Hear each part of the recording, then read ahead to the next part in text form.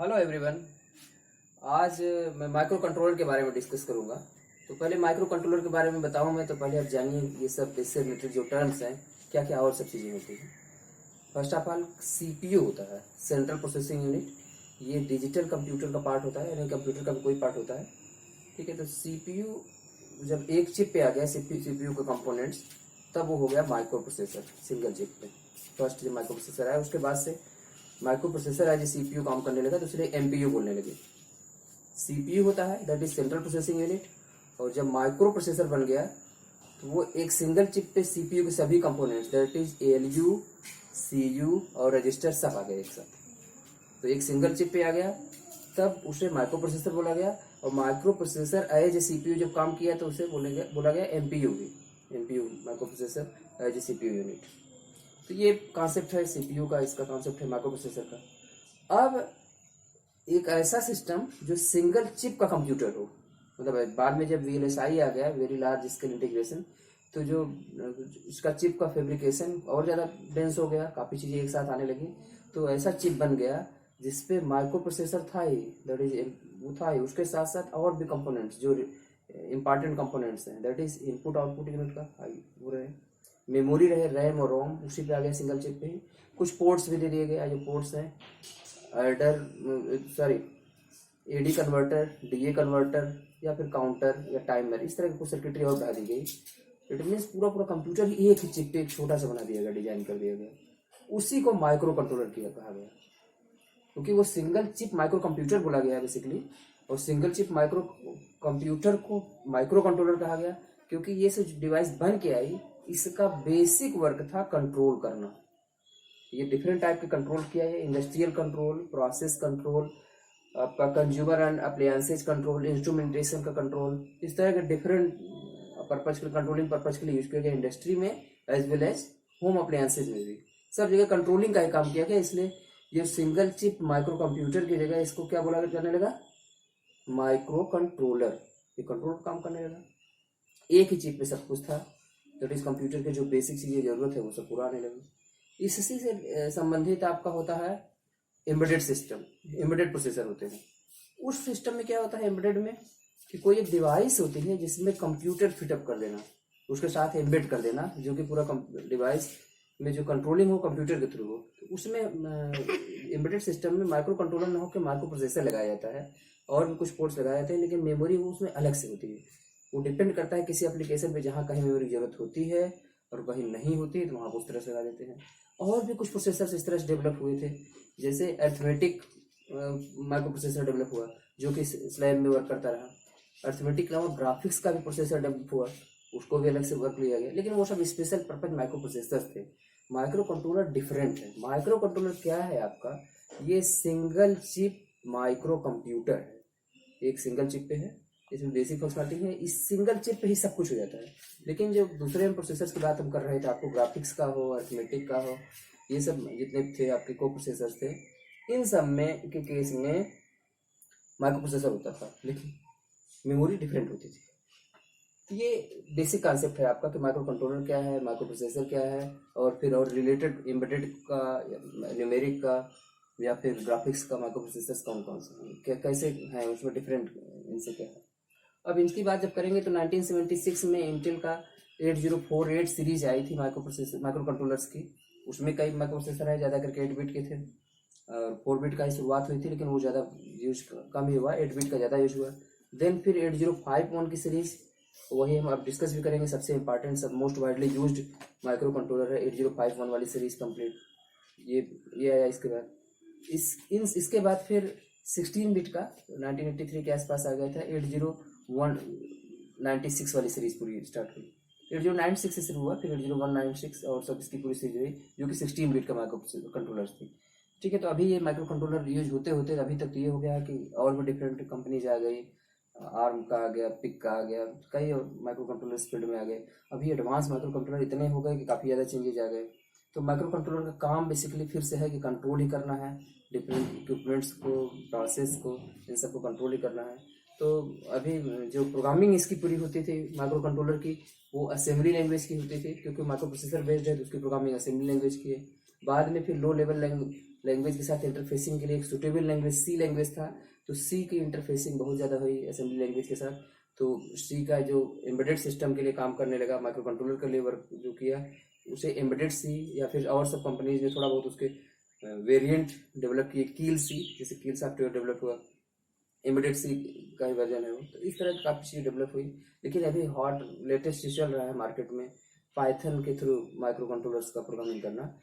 Arduino वगैरह जो latest micro controller इस तरह के चल रहे हैं, ज़रा यूज होते हैं, काफ़ी एक्सपेरिमेंटल भी है, एजुकेशनल पर्पज़ के लिए भी है, और उसमें नए नए फीचर्स आ रहे हैं, और साथ ही साथ यूज भी हो रहा है। घर में कोई भी अपना थोड़ा बहुत सेटअप करके उसे कर सकता है यूज।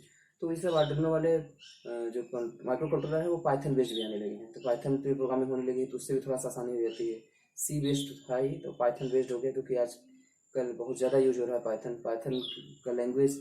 इसमें जो स्क्रिप्टिंग होती है वो थोड़ा सा डिफरेंट होती है सी से, तो उसे सीखना फर्स्ट बिगिनर्स के लिए कोई लैंग्वेज नहीं सीखा तो बहुत आसान होता है। तो एक उधर का पूरा ट्रेंड है कंप्लीट माइक्रो कंट्रोलर्स में। ठीक है, तो अभी हम कॉन्टेक्स्ट की बात करते हैं। तो जब इंटेल की फैमिली के माइक्रो प्रोसेसर्स थे, माइक्रो कंट्रोलर्स थे, साथ ही साथ उस समय जिलॉग और मोटरोला के भी 8 बिट के काफ़ी पॉपुलर रहे, वो भी चलते रहे। मोटरोला का भी काफ़ी उतना ही पॉपुलर था, लेकिन अब मार्केट में नंबर 1 पे इंटेल ही रहा, और उसमें से one of the most widely used जो माइक्रो कंट्रोलर रहा 8051। उसी का एक ब्लॉक डायग्राम है, इसके बारे में हम जानते हैं क्या क्या है बेसिकली, उसके बारे में वन बाय वन डिस्कस। तो ये इंटेल MCS51 एक सिंगल चिप माइक्रो कंट्रोलर की सीरीज है। ये आपका 12 मेगाहर्ट्ज फ्रीक्वेंसी पे वर्क करता है, और इसमें 4 किलोबाइट की रीड ओनली मेमोरी या फिर EPROM होता है, रोम होगा या तो फिर EPROM होगा, ये होगा आपके पास। एंड 128 बाइट्स का डेटा मेमोरी इसके पास होगा, और 21 स्पेशल फंक्शन रजिस्टर्स होते हैं, SFR होते हैं इसमें, इसके पार्ट में 8051 CPU में, जो इसका 8051 वर्क करता है। और 4 प्रोग्रामेबल इंटर IO पोर्ट्स होते हैं, जिसमें 32 लाइन्स होती है। तो ये 32 लाइन्स हैं इसमें, इसकी जो पूरे 32 लाइन इनपुट आउटपुट के हैं, उसको 4 पार्ट में डिवाइड कर सकते हैं 8 बिट का। तो एक तरह से 4 बाइट हो गया, तो एक तरह से 4 लाइन की तरह काम कर सकते हैं, 4 पैरेलल लाइन्स, क्योंकि 8 बिट का पैरेलल ऑपरेशन एक साथ परफॉर्म हो सकता है। 8 बिट का, दैट इज 1 बाइट का ऑपरेशन परफॉर्म कर सकते हैं परफॉर्म, या फिर सिंगल बिट इंडिविजुअल भी उसका हो सकता है। तो 32 लाइन्स सीरियल वाली होंगी, तो 32 अलग अलग हैं, तो 32 लाइन के लिए एक तरह काम करेगा, 32 पोर्ट हो गए, सिंगल बिट के पोर्ट हो गए। इसलिए कई बार इसको 8051 को बिट एंड बाइट प्रोसेसर भी बोलते हैं। इसका एक नाम और है, bit and byte processor. Bit and byte processor इसलिए कि 32 जो IO लाइन्स होती हैं वो इंडिविजुअल 32 बिट्स की तरह वर्क कर सकती हैं, या फिर 4 बाइट की तरह वर्क कर सकती हैं, कि दोनों 4 अलग अलग बाइट्स बनेंगी, और 8 बिट पैरेलल लाइन्स की तरह वर्क कर सकती हैं। 8 बिट मीन्स 1 बाइट, इसलिए बिट बाइट इसमें बोलते हैं। और क्या है इसमें, इसके पास 2 16 बिट के टाइमर्स हैं, कंट्रोलर्स हैं। टाइमर्स की जरूरत पड़ती है, बहुत एप्लीकेशन है, आपने ट्रैफिक कंट्रोल में देख रखा होगा कि ट्रैफिक कंट्रोल में कि किस तरह से टाइमर होता है, उससे रिड्यूस होती है वैल्यूज, वो होते हैं, वहाँ पे भी काउंटर की जरूरत पड़ती है वहाँ पे। तो इन सब चीज़ों के लिए भी यूज़ करते हैं। एक और सीरियल पोर्ट होता है इसके पास, एक UART होता है, यूनिवर्सल असिंक्रोनस रिसीवर ट्रांसमीटर का जो पोर्ट होता है इसके पास, ये भी होता है। और 5 इंटरप्ट लाइन्स हैं इसके पास, उसमें से 2 आपके एक्सटर्नल हैं, 3 इंटरनल में से 2 काउंटर्स के लिए, और एक सीरियल IO पोर्ट के लिए यूज होता है। तो 5 इंटरप्ट लाइन्स है, ये इसको यूज करेंगे इसमें कंप्लीट। जो और इसका जो इंस्ट्रक्शन सेट है 8051 माइक्रो कंट्रोलर का, वो बहुत वेराइटी ऑफ इंस्ट्रक्शंस को सपोर्ट करता है। कौन कौन से इंस्ट्रक्शंस इसमें डिफाइंड है। बाइनरी ऑपरेशंस के लिए BCD अर्थमेटिक के लिए पूरा यूज होता है, BCD binary coded decimal arithmetic होता है इसमें, इसके लिए यूज करते हैं।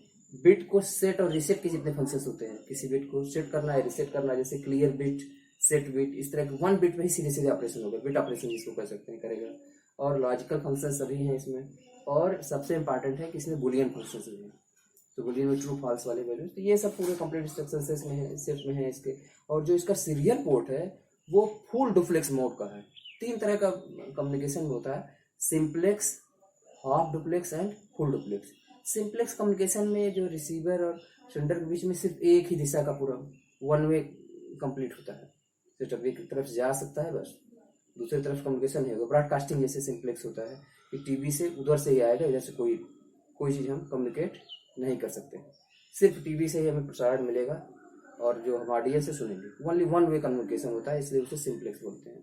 और दूसरा होता है हाफ डुप्लेक्स, दोनों तरफ कम्युनिकेशन होगा, लेकिन दोनों कम्युनिकेशन एक साथ नहीं हो सकता, जैसे वाकी टाकी, मतलब एक कोई बोल रहा होगा, दूसरा बोल देगा तो डिस्टर्बेंस हो जाएगा सिग्नल में।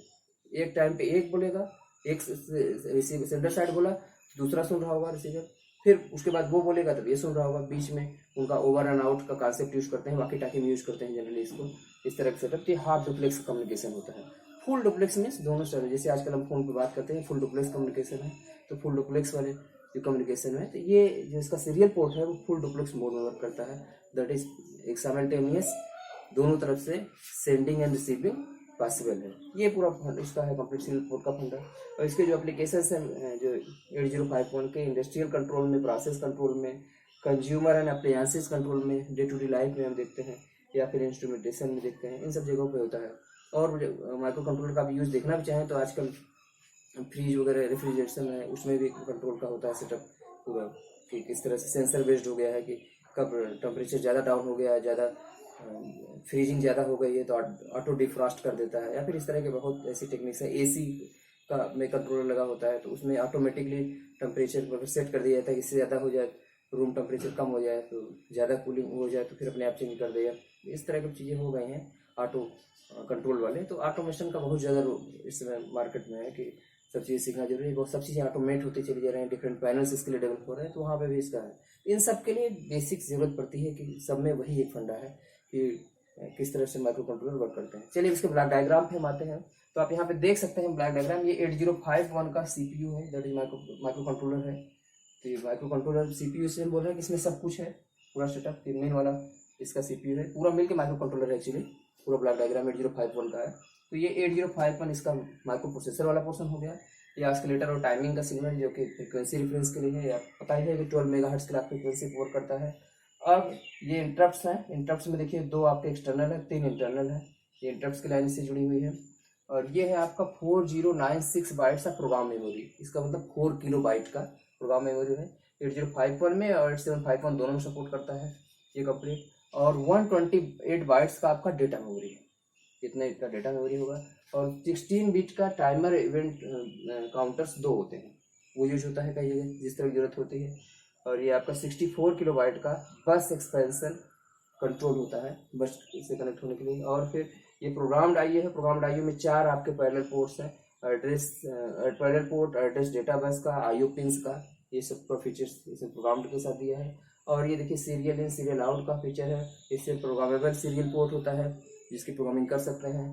फुल डुप्लेक्स यूआरटी होता है, UART stands for universal synchronous receiver and transmitter. USCRT भी होता है, यूनिवर्सल सिंक्रोनस और सिंक्रोनस दोनों का कंबाइंड भी आता है यूएससीआरटी। यहाँ पे यूआरटी है फुल डुप्लेक्स मोड में, एंड सिंक्रोनस शिफ्टर होता है, ये सीरियल इन सीरियल आउट के लिए यूज होगा। ये बेसिक है इसका ब्लॉक डायग्राम। तो इसमें पूरा आप देख सकते हैं कि जो होना चाहिए कंप्यूटर में कि माइक्रो प्रोसेसर के साथ साथ मेमोरी होनी चाहिए। तो यहाँ पे रैम रोम ये सब गिवन है, ये सब है। मेमोरी के साथ इनपुट आउटपुट के पोर्ट्स होने वो हैं। यहाँ पे टाइमर वगैरह का वैल्यू एक्स्ट्रा अलग से जो दिया है। यहाँ पे शिफ्टर है, सीरियल पोर्ट्स हैं, तो एडी कन्वर्टर भी ऑटोमेटिकली होगा। ये सब चीज़ें कुछ एडिशनल फीचर्स के साथ रहता है जिससे एक ही चिप पे सब कुछ बनाना है, जिससे हम यूज कर सकें। तो अभी तो शुरू में इस तरह का पोर्ट्स होते थे, बाद में फिर ऐसे माइक्रो कंट्रोलर हुए कुछ में एडिशनल पोर्ट लगाए भी जा सकते थे कि और भी डिवाइसेज जिससे जितना का हो सकता है 32 डिवाइसेज एक साथ 1 बिट के हों, सेट हो जाए, रीसेट हो जाए, कंट्रोल हो जाए एक साथ, ठीक है। और ये भी हो सकता है कि इससे ज़्यादा भी हम करना चाहते हैं तो और भी पोर्ट्स लगाने के प्रोविजंस हैं, तो ये सब कर सकते हैं। ये इन सब की प्रोग्रामिंग हो सकती है। इनकी प्रोग्रामिंग जो असेंबली लैंग्वेज से शुरुआत थी वो अब धीरे धीरे धीरे कर हाई लेवल लैंग्वेजेस के थ्रू होने लगा। वो ऑटोमेटिक उनका कन्वर्टर होता है, ट्रांसलेटर होता है, यू कैन से, जो उसमें कन्वर्ट कर देता है मशीन लैंग्वेज में, और ये पूरा माइक्रो कंट्रोलर काम करता है। और डे टू डे लाइफ में बहुत एप्लीकेशन है इसका, कंट्रोल सिस्टम, इंडस्ट्रियल कंट्रोल में, होम अप्लायंसेज में बहुत एप्लीकेशन है इससे रिलेटेड। तो इसलिए इस सब्जेक्ट का इंपॉर्टेंस, इस पर्टिकुलर टॉपिक का इंपॉर्टेंस माइक्रो कंट्रोलर का बहुत ज़्यादा हो जाता है। तो उसमें भी 8051 बेसिक है, तो सब में कॉन्सेप्ट इसी तरह से यूज होना है, तो ये और भी ज़्यादा इंपॉर्टेंट हो जाता है, ठीक है। This is all about 8051 microcontroller and introduction to the microcontrollers. Thank you.